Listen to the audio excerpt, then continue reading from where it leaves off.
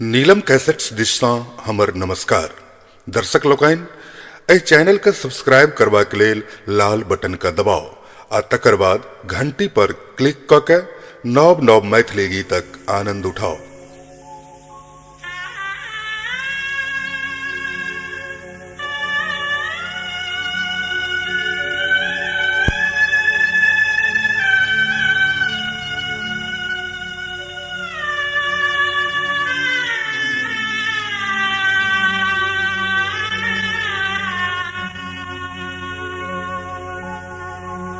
प्रीतम गेलनि तोर परदेस पठौलनि एको नहीं सने। प्रीतम गेलनि तोर परदेस पठौलनि एको नहीं सने। घर में बैसल छथि सजनिया डिबिया बार बार का एना बाट तकै छथि के डिबिया बार बार का एना बाट तकै छथि के डिबिया बार बार का। प्रीतम गेलनि तोर परदेस पठौलनि एको नहीं सने। घर में बैसल छथि सजनिया डिबिया बार बार का एना बाट तकै छथि के डिबिया बार बार का एना बाट तकै छथि के डिबिया बार बार का।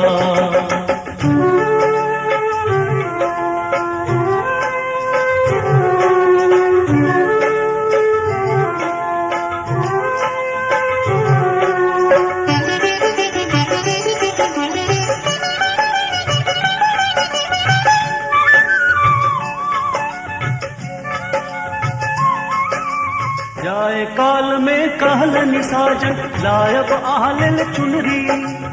जाए काल में कहलनि साजन लायब आहलेल चुनरी। झुमका कंगना नथनी लायब संग लायब मुनरी। हुनका गेला बरसों बीतल छाती हुनकर भऽ गेल शीतल। हुनका गेला बरसों बीतल छाती हुनकर भऽ गेल शीतल। कहियो बाट जोहत सजनिया डिबिया बार बार का एना बाट तकै छथि के डिबिया बार बार का एना बाट तकै छथि के डिबिया बार बार का।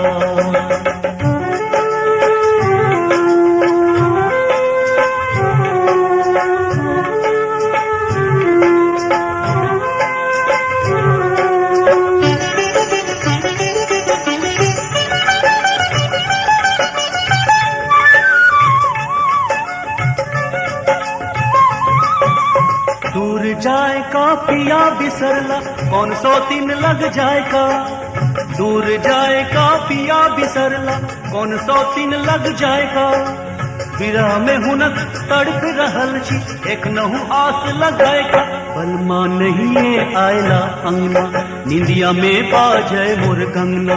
बलमा नहीं आयला अंगना निंदिया में बाजै मोर कंगना। एक पैसी हम पालंग पर डिबिया बार बार का एना बाट तकै छथि के डिबिया बार बार का एना बाट तकै छथि के डिबिया बार बार का।